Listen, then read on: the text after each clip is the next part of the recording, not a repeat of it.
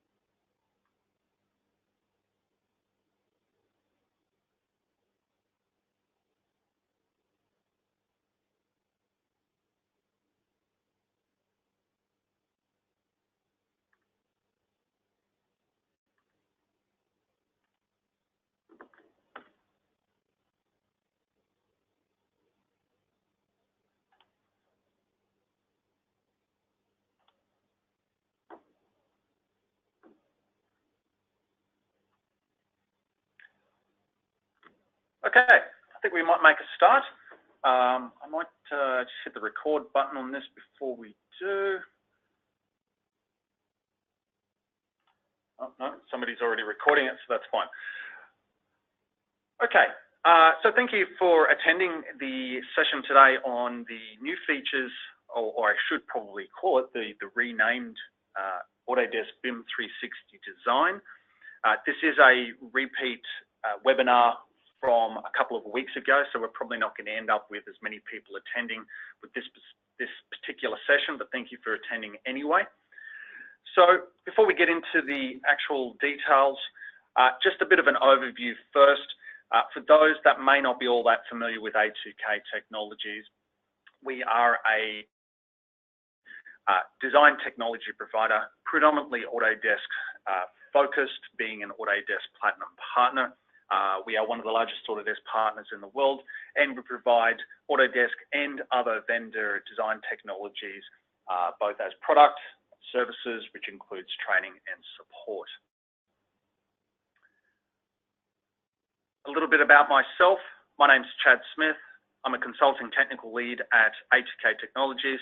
I generally work in the consulting side, helping businesses transition from more legacy design products into hopefully newer and better ways of doing their design related work. I've been working in the architectural and construction industry for about 20 years now. The last 8 years have been at A2K Technologies, but prior to that working for design and construction firms, documenting projects and so on. And as it ties into this particular session, being Revit, I'm also a Revit user of around 16, 17 years now, so I have been using it for quite some time. But today is all about BIM 360, focusing specifically on BIM 360 docs and design. And just to provide a high-level overview as to what this BIM 360 thing is all about, let's just put it quite simply at this stage and to say that it is a cloud-based set of tools and features that allow users on a project to be able to access the information when they want from hopefully any device that they're currently using, whether that be a desktop or a mobile device, so that all the information is, for the most part, sitting in a centralized location for those users to access, so the information is more immediately available to therefore hopefully head off things like issues before or as they arise, so that they can be mitigated as soon as possible. And I guess this is ideally what cloud services of any kind are about. It's about putting it in a central location for users to be able to access when they need to, not when other people specify that they should have access to it.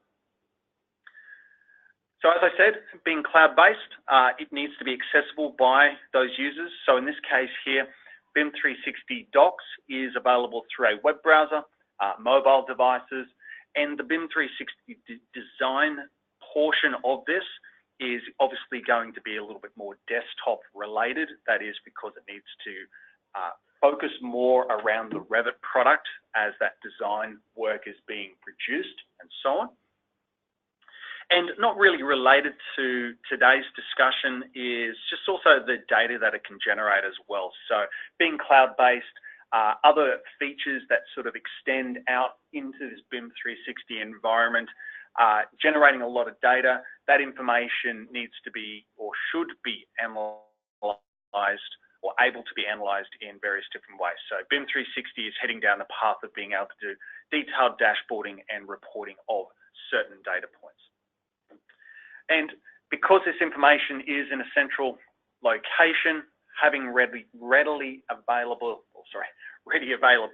of that information, it is with the key intention to be able to mitigate the risk across the project, of which I don't need to emphasize how important that is because you're well aware of it, but being able to mitigate that risk as soon as possible because that information is available.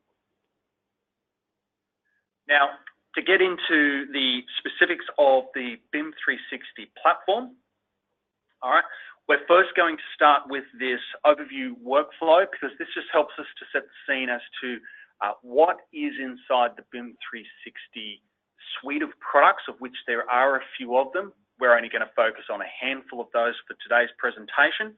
And most of the information in this case is going to be derived from a Revit project. So hence we've got Revit in this workflow, which is currently spanning from, in this case, pre-construction through to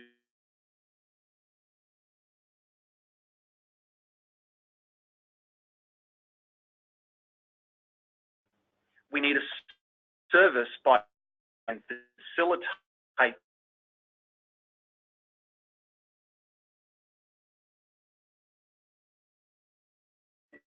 this is actually done through the new BIM design. Those that have been using BIM 360 for Revit product, this is the official replacement as C4R, as a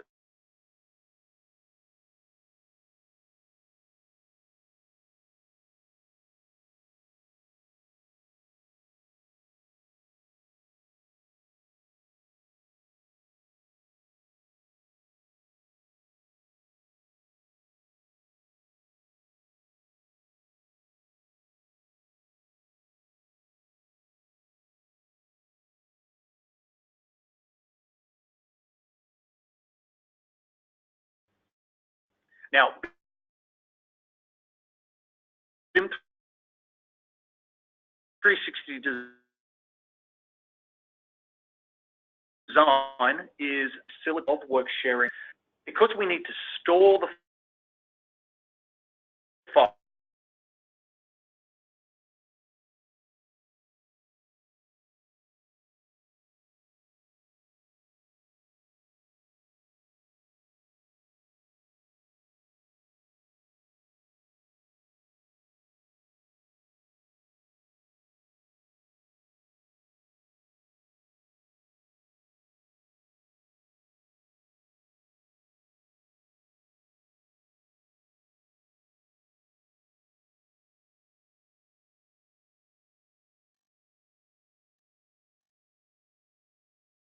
This presentation.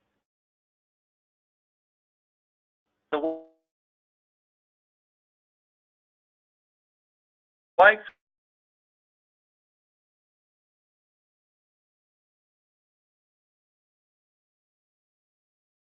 for those that had been using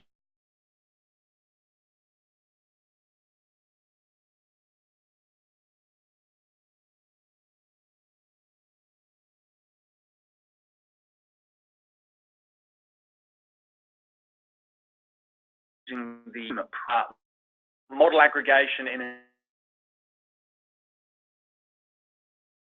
this case specifically management, there is BIM 360 Build, which is the replacement for the older and classic BIM 360 field.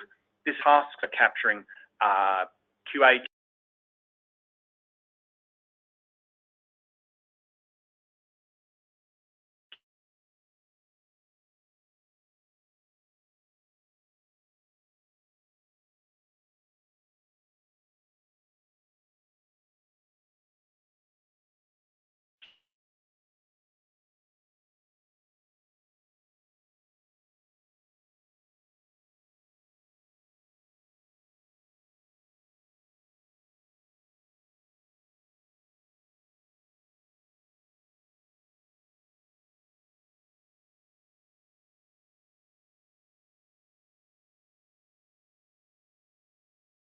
QC or D4. Lastly is BIM 360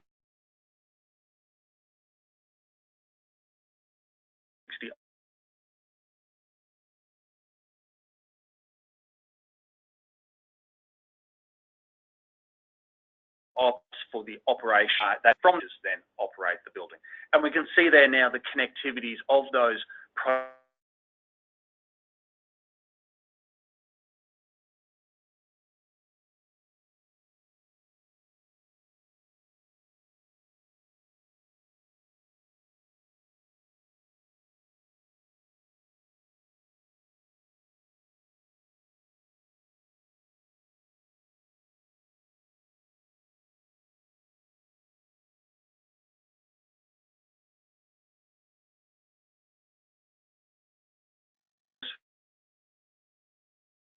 for writing that work sharing between Revit users.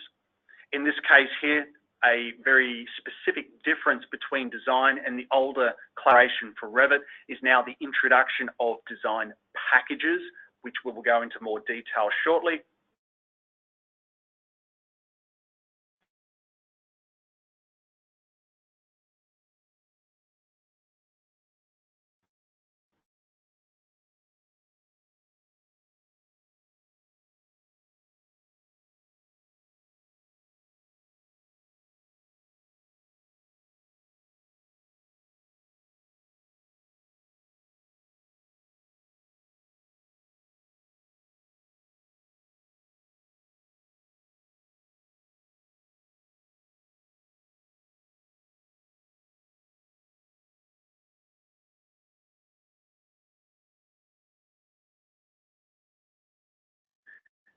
The design, glue and build products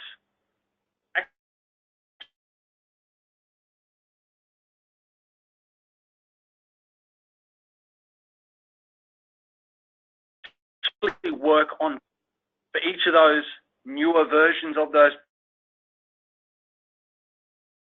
products, you still get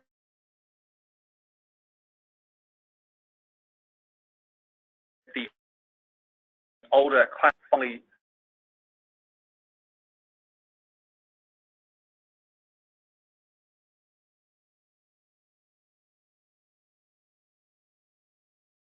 resolve products, design, glue and build administration portal so that the users and the projects can be managed all in one location. That is, once again, just with the exception of those classic products, those older versions, which currently sit in isolation to docs. Being cloud products, there would like to know. The first one is the reliability or the uptime on the products. So there is a website there you can go to, health.autodesk.com, which lists out the uptime and the performance of each of the cloud services. And for the IT departments who want to understand the security of the service a bit better, well, there is a Trust web link that those IT managers and staff can go and visit. Okay, so let's get into some of the details on the BIM 360 platform. We are going to focus specifically on docs and build, this high-level information. We'll just have a quick hands-on look at this before we then wrap up the session. Starting with BIM 360 docs.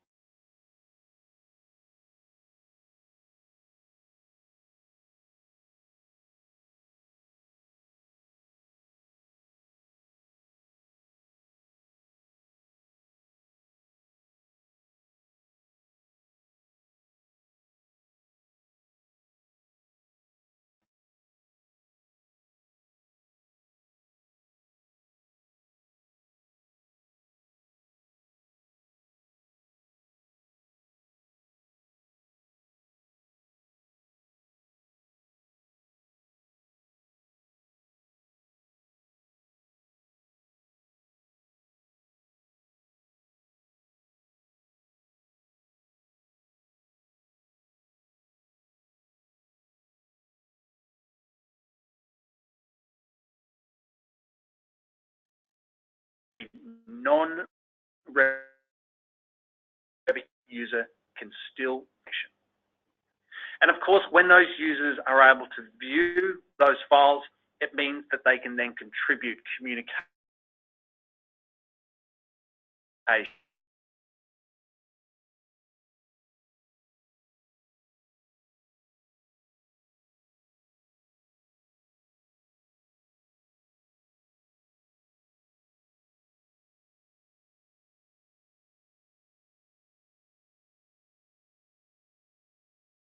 and be involved in the design, only being able to upload files, but not to be able to view any other files that other users have uploaded, through to a user being able to have full control over all of the documents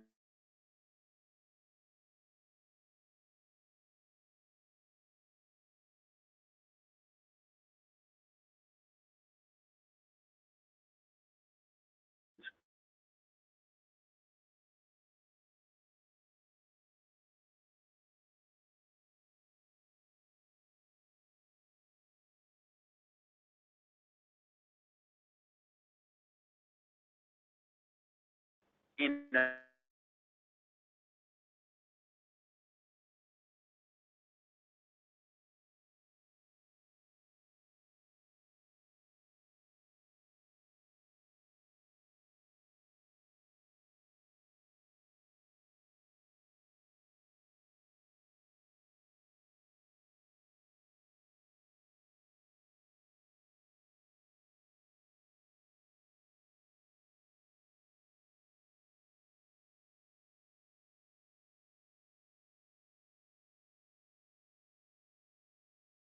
is used to better understand the changes made to a live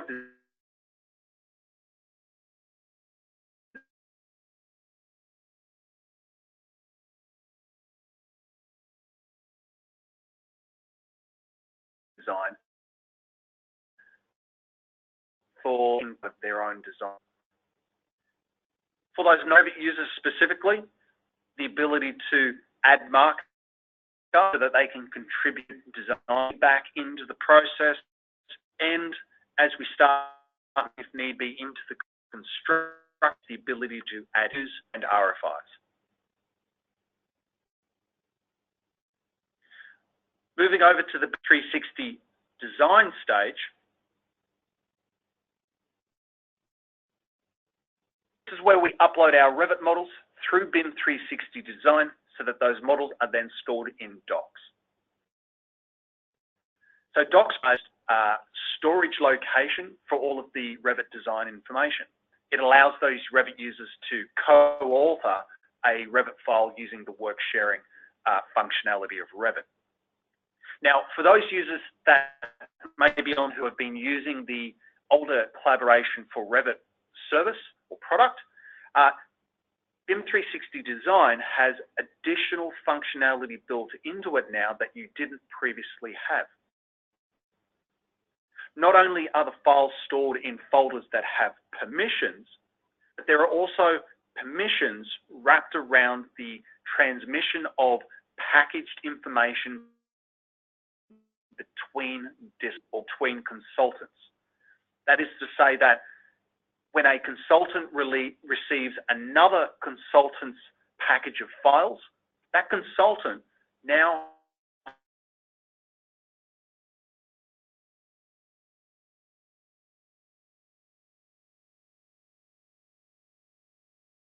has the enough, and therefore they now have a say in consuming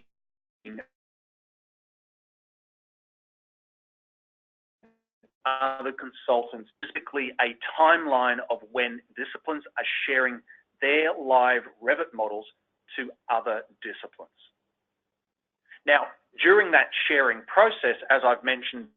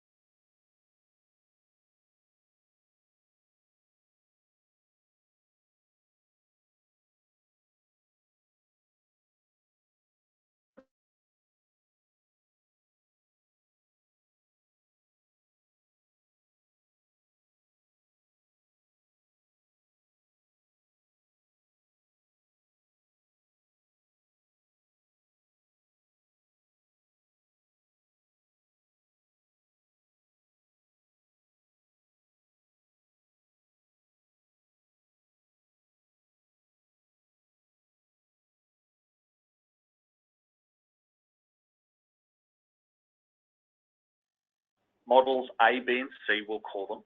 And each of those models being worked on by the architect's users are going through a constant open, change, and sync process. Now, towards the end of each one of those processes is now a publish. What we do when we publish is that we're publishing out now to a design package. And we can see in this case here that package B is incorporating the models A and C. So model B has been excluded from this particular package. Model B may be incorporated in a previous architect as to information is being packaged and when.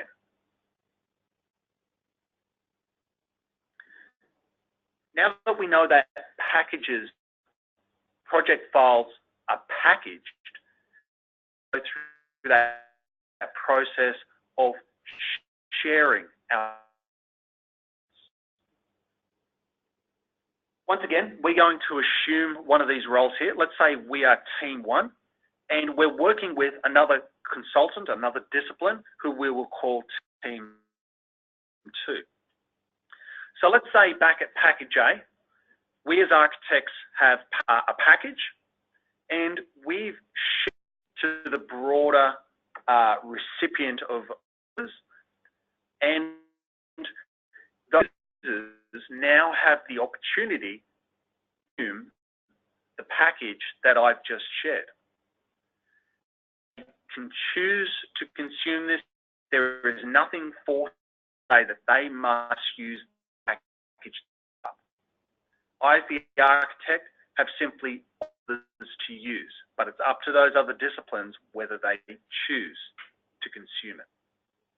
So in this case here, package A into the shared timeline. In this case here, team 2 is deciding to consume that package. So there, package B now, I share it into the shared timeline. 2, the other discipline, has now for me to consume it into their own design workflow.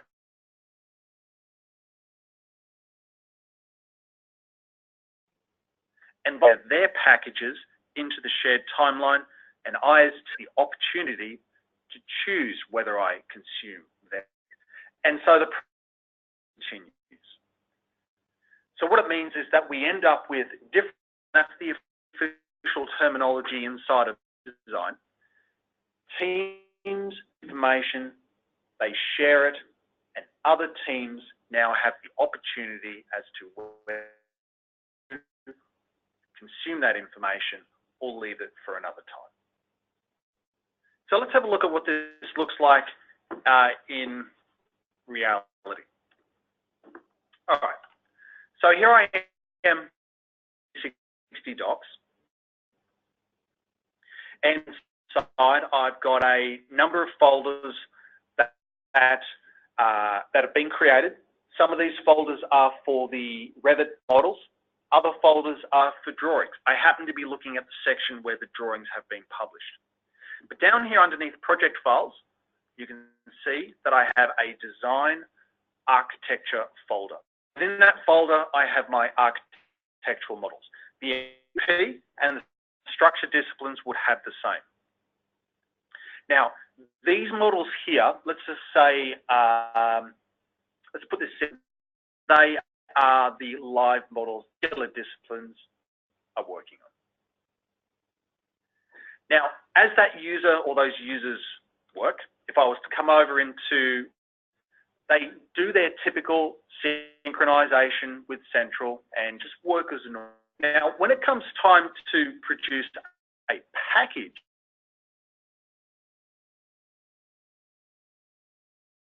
with the other, dig into the publish settings inside of Revit. Inside of publish settings is where we create those packages, otherwise known as sets inside this dialog box here.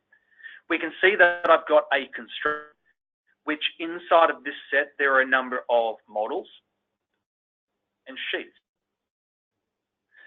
This particular file has ready for packages, because a package can have full sets of drawings and views.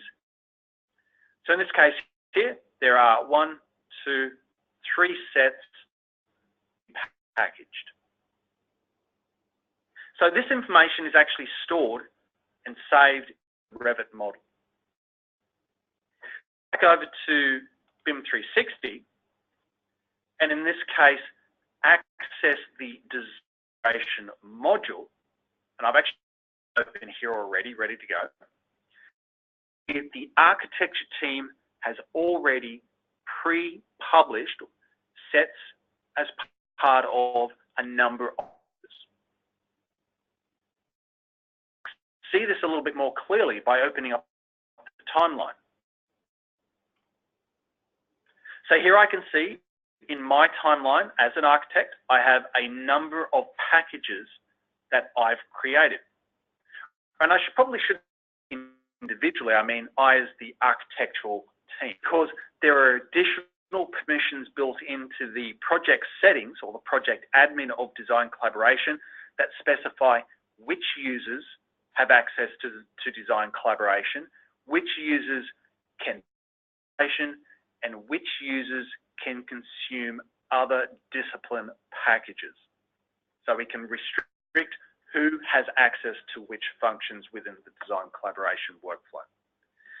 I, as the architectural team, can also see what's been pushed into the shared timeline. Some packages that have been shared specifically from the MEP, and there's another one there from the structures team. I get out a little bit further so that I can see everybody's timeline. Now, I, as a project in case, can assume the role of, let's say, the MEP team, and let's look at it from the MEP. Let's pretend that they need the next architectural package. So they look towards the timeline where they can now zoom in and they can see here are 2 particular packages that the MEP team can consume. I'm going to focus on the latest package. I select it, and before we can consume it, we can explore its information. Now, exploring allows us to view directly inside the web browser here what changes have been made between this package and this package. Left-hand side, I can view sheets that have been added to this package from within inside of Revit. I can also view, so opening up the change visual panel now shows me which elements have been added, removed, and modified. There's toggles here, so I can go ahead and see specifically what's been added, what's been removed,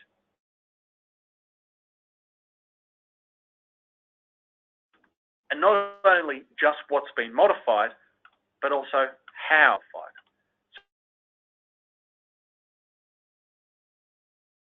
Or the previous version. Now, there are various different ways that we can view in the panel here. So there are just simply filter buttons and so on. Okay, but I think you get the idea that we can compare the current class so that we can inspect it before deciding this is information that we consume and use. In a similar kind, we can view the project model. Just giving this a chance just to load it up.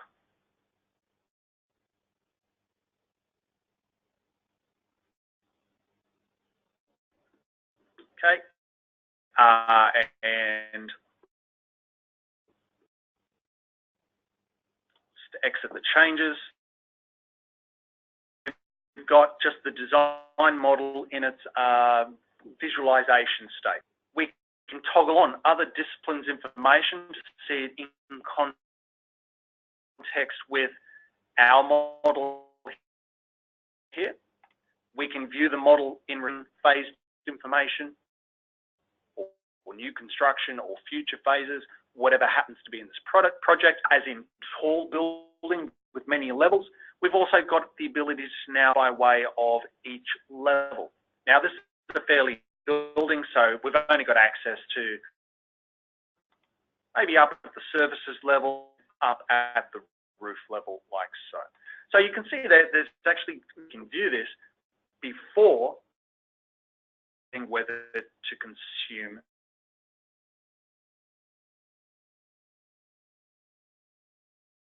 this information. Now, if I was to consume this information, and we were assuming the role of the MEP discipline, consumed information being the architectural, would actually be placed into our own MEP consumed architecture folder. It's basically in time, so that therefore, as an MEP consultant, I would not be live architectural model, vice versa if I was working as the other disciplines. Basically, on the BIM 360 design workflow, you have different teams. Those teams are contributing design information, sharing with other teams, therefore other disciplines. Those other teams choose whether they want to consume it into their own workflow. Just to finish off on the design and docs environment, as those models are being worked on, we're obviously going to be issued and then through the broader design team. That's when we come up to the plan section up here. This has a list of drawings that have been, in this case, published out of the architectural model. Take a moment just to have a look at just some of the some of the simple tools we have access to. Non-Revit users can contribute design feedback. I've already got one of these open, the dimensional floor plan. It's open here on another tab just to save a little bit of time. We can see more than just a floor plan. Now, it's a vectorized file. This particular drawing has a number of sections and call-outs over the top of it. They become hyperlinks so that we can access the drawings that they go out to, so that we can click it and open it up and come back to the plan view if need be. We have a split view mode. So it's one thing to view a drawing like a floor plan, another thing to view it in context with views or other sheets or other models. Case here, opening on the right-hand side, the model that is associated with this particular floor plan. And this allows the user to select the floor plan and have it be identified in this other view, obtain some further context between where it is on the floor plan and where it is, in this case, in the model.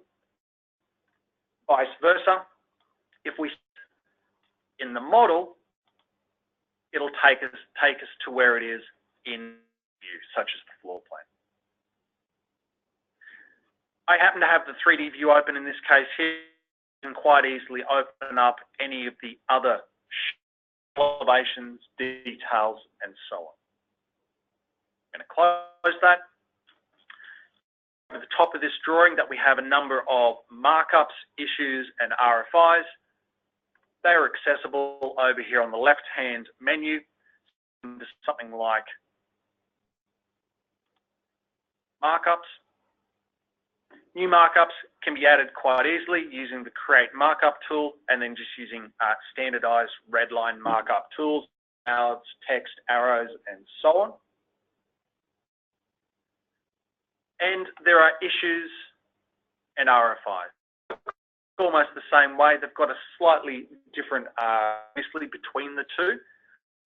In this case here, just focusing on an issue.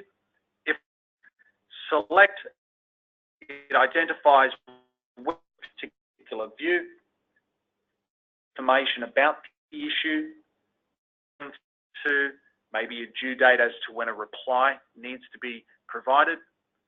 Issues and RFIs have an activity stream, so we can see when communicated to this particular, which in this case here, somebody else has provided an official answer to my question, which means that my open issue was open to answered, and if I'm happy with their response, I've now got the option to close it out.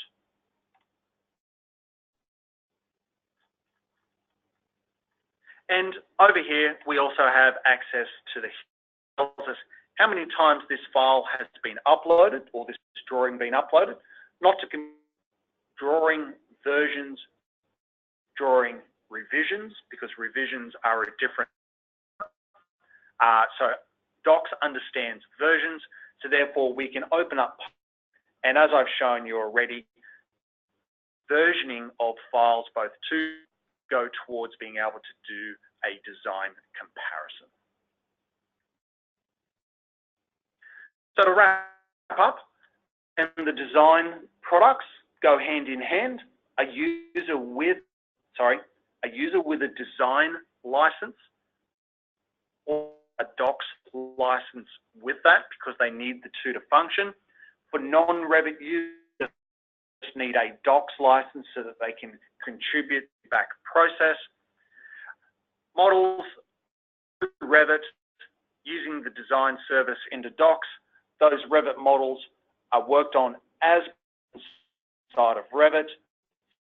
Sets are created so that drawings and views such as are available when packages are created, packages are shared disciplines, and those other disciplines choice to consume, and then therefore the work.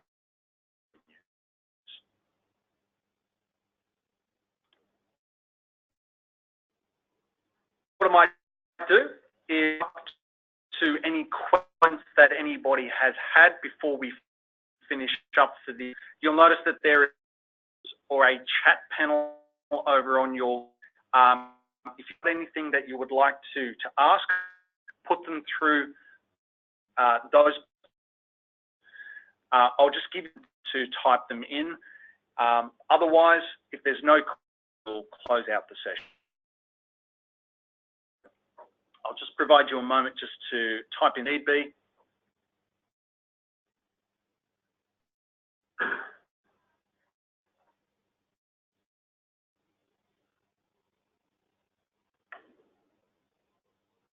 Session has been recorded. Record the first one, but we've got this one recorded by. So we will endeavour to put this in a place that you and the previous session can do later on if needed. It's not looking like there's any questions, so hopefully everything came across understandably. If you do have any further questions around both Docs, by all means reach out to the sales people or whoever your typical contact is through ATK, and we will endeavour further questions answered. But it doesn't look like there's any questions, so I think what we might do is round out. Thank you for your attendance.